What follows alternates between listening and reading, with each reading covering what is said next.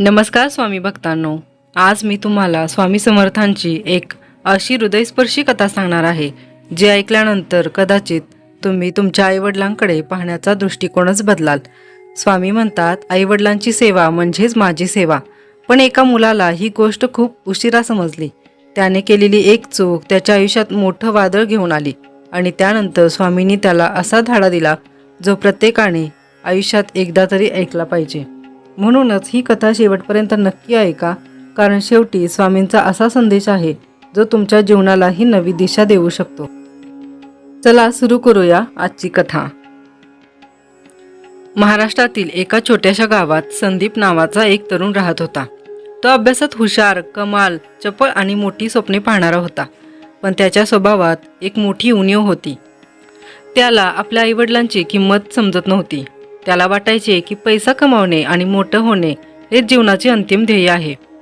संदीपचे वडील शेतकरी होते. आयुष्यभर उन्हातानात कष्ट करून त्यांनी मुलाला शिकवले. आईने स्वतःच्या इच्छा बाजूला ठेवून त्याला चांगले संस्कार देण्याचा प्रयत्न केला. पण शहरात नोकरी लागल्यानंतर संदीप हळूहळू बदलू लागला. त्याने गावाकडे जाणे कमी केले. आईवडिलांचे फोन आले की कामात आहे, नंतर बोलतो, एवढेच उत्तर देत असे. एके दिवशी आईने प्रेमाने सांगितले, बाळा, खूप दिवस झाले, एकदा घरी ये, तुझ्या आवडीची पुरणपोळी करून ठेवते. संदीप म्हणाला, आई मला वेळ नाही, ऑफिसमध्ये खूप काम आहे. आईने हसत हसत फोन ठेवला, पण तिच्या डोळ्यात पाणी आले. वडिलांनी तिला धीर दिला. आपला मुलगा मोठा झाला आहे, त्याला जबाबदाऱ्या आहेत. त्याच दरम्यान संदीपच्या आयुष्यात अनेक अडचणी सुरू झाल्या. नोकरीत ताण वाढला, मित्र दूर गेले, मनाला शांती उरली नाही. रात्री झोप लागत नव्हती. पैसा होता पण समाधान नव्हते. एक रविवारी तो एका स्वामी समर्थांच्या मठात गेला. तिथे शांत वातावरण होते. भक्त नामस्मरण करत होते, श्री स्वामी समर्थ, श्री स्वामी समर्थ. तेवढ्यात एक वृद्ध साधू त्याच्याकडे आले आणि म्हणाले, बाळा, चेहऱ्यावर इतकी चिंता का? संदीपने आपल्या अडचणी सांगितल्या. साधू हसले आणि म्हणाले, तू रोज स्वामींची पूजा करतोस का? तर संदीप म्हणाला, हो, रोज दिवा लावतो आणि मंत्र पण म्हणतो. साधूंनी विचारले, आईवडिलांची सेवा करतोस का? संदीप गप्प झाला. साधू शांतपणे म्हणाले, लक्षात ठेव, आईवडिलांच्या डोळ्यात आनंद आणणारा प्रत्येक क्षण हा स्वामींच्या पूजेपेक्षा कमी नाही. त्यांच्या आशीर्वादातच स्वामींची कृपा दडलेली असते. हे शब्द संदीपच्या मनाला लागले. त्याला स्वतःच्या वागण्याची आठवण झाली. कित्येक महिन्यांपासून त्याने आईवडिलांना भेट दिली नव्हती. त्या रात्री त्याला एक स्वप्न पडले. त्याने पाहिले की तो स्वामी समर्थांच्या चरणी उभा आहे. तो म्हणतो, स्वामी मला सुख द्या, माझ्या अडचणी दूर करा. तेवढ्यात स्वामी त्याच्याकडे प्रेमाने पाहतात आणि म्हणतात, तुझ्या घरात 2 देव तुझी वाट पाहत आहेत. त्यांची सेवा सोडून तू मला कुठे शोधतो आहेस? क्षणात स्वप्न संपले. संदीप घामाने भिजून उठला. पहाट झाली होती. त्याच्या डोळ्यात पश्चाताप होता. त्याने लगेच गावाला जाण्याचा निर्णय घेतला. गावी पोहोचल्यावर आई अंगण झाडत होती. अचानक संदीपला पाहून तिच्या चेहऱ्यावर आनंद फुलला. संदीपच्या आईला आश्चर्य वाटले. ती म्हणाली, अरे बाळा, अचानक कसं काय आलास?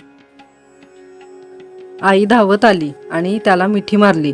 वडीलही घराबाहेर आले. त्यांच्या चेहऱ्यावरचे समाधान संदीपने कधीच पाहिले नव्हते. संदीपच्या डोळ्यात अश्रू आले.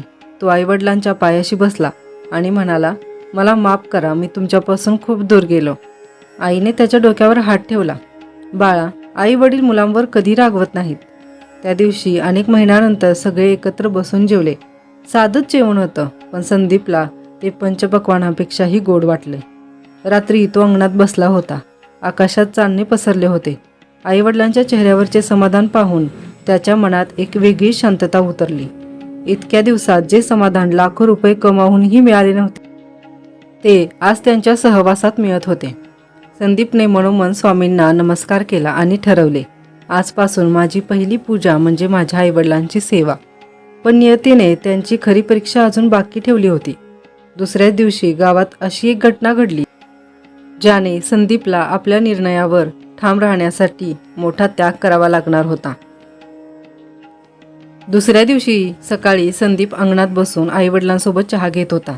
अनेक वर्षांनी त्याच्या चेहऱ्यावर खरं समाधान दिसत होतं. पण त्याच वेळी त्याच्या मोबाईलवर ऑफिसमधून फोन आला. संदीप, तुझ्यासाठी खूप मोठी संधी आहे. उद्या मुंबईत महत्त्वाची मीटिंग आहे. वेळेत आलास तर पगारवाढ निश्चित आहे. संदीप आनंदी झाला. ही संधी त्याने अनेक वर्ष वाट पाहिली होती. पण फोन ठेवताच वडिलांना अचानक चक्कर आली आणि ते जमिनीवर कोसळले. आई घाबरून रडू लागली.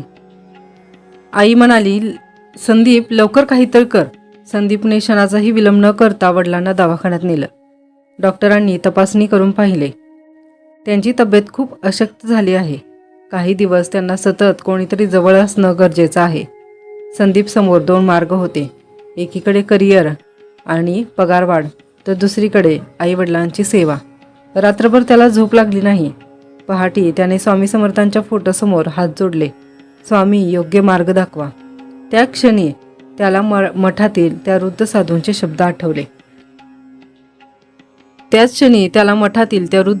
शब्द आठवले. आईवडिलांच्या चेहऱ्यावरच स्वामींचे दर्शन होते. संदीपने निर्णय घेतला. त्यांनी ऑफिसमध्ये फोन करून सांगितले, मी माझ्या वडिलांना सोडून येऊ शकत नाही.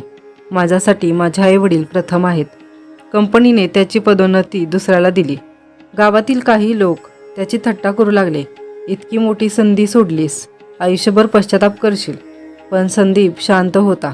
तो रोज वडिलांची औषधे वेळेवर देत असे, आईला घरकामात मदत करत असे आणि संध्याकाळी तिघे मिळून श्री स्वामी समर्थ नामस्मरण करत. काही आठवड्यातच वडिलांची तब्येत सुधारू लागली. त्यांच्या चेहऱ्यावर पुन्हा तेज दिसू लागले. एके रात्री संदीपला पुन्हा स्वप्न पडले. स्वामी समर्थ त्याच्या समोर उभे होते. त्यांच्या चेहऱ्यावर विलक्षण तेज होते. स्वामी म्हणाले, बाळा, तू माझ्यासाठी मोठे यज्ञ केले नाहीस, मोठमोठी दाने दिली नाहीस, पण तू आईवडिलांच्या डोळ्यात आनंद आणलास. तीच माझी खरी पूजा आहे. संदीपच्या डोळ्यातून अश्रू वाहू लागले. स्वामी पुढे म्हणाले, जो आईवडिलांची सेवा करतो त्याच्यावर माझी कृपा सदैव राहते. त्यांच्या आशीर्वादातच माझा आशीर्वाद असतो. इतक्यात स्वप्न संपले. काही दिवसांनी संदीपला दुसऱ्या एका मोठ्या कंपनीतून फोन आला. त्याला आधीपेक्षा चांगला पगार, मोठे पद आणि गावातून काम करण्याची सुविधाही मिळाली. तो आश्चर्यचकित झाला. त्याने मनोमन स्वामींना नमस्कार केला. आई हसून म्हणाली, पाहिलंच ना बाळा, देव कधीच कोणाचं वाईट करत नाही. योग्य वेळी तो त्याच्या भक्ताला त्याचं योग्य फळ नक्की देतो. वडिलांनी संदीपच्या डोक्यावर हात ठेवत आशीर्वाद दिला. त्या क्षणी संदीपला जाणवलं, जगातील सर्वात मोठा खजिना म्हणजे आईवडिलांचं प्रेम आणि त्यांचे आशीर्वाद. वर्षांनंतर संदीप यशस्वी झाला, पण प्रत्येक यशाचं श्रेय तो एका वाक्याला देत असे, आईवडिलांची सेवा म्हणजे स्वामींची सेवा. या कथेतून आपल्याला काय संदेश मिळतो? तर जगात कितीही मोठे झालो, कितीही पैसा कमावला, तरी आईवडिलांच्या ऋणातून आपण कधीच मुक्त होऊ शकत नाही. त्यांचा आदर, त्यांची सेवा आणि त्यांना दिलेल्या प्रेमाचा एक क्षणही स्वामी समर्थांच्या चरणी अर्पण केलेल्या हजारो फुला इतकाच पवित्र असतो. तुम्हाला ही कथा थोडी तरी आवडली असेल तर चॅनलला लाईक, शेअर आणि सबस्क्राईब नक्की करा आणि कमेंटमध्ये श्री स्वामी समर्थ नक्की लिहा.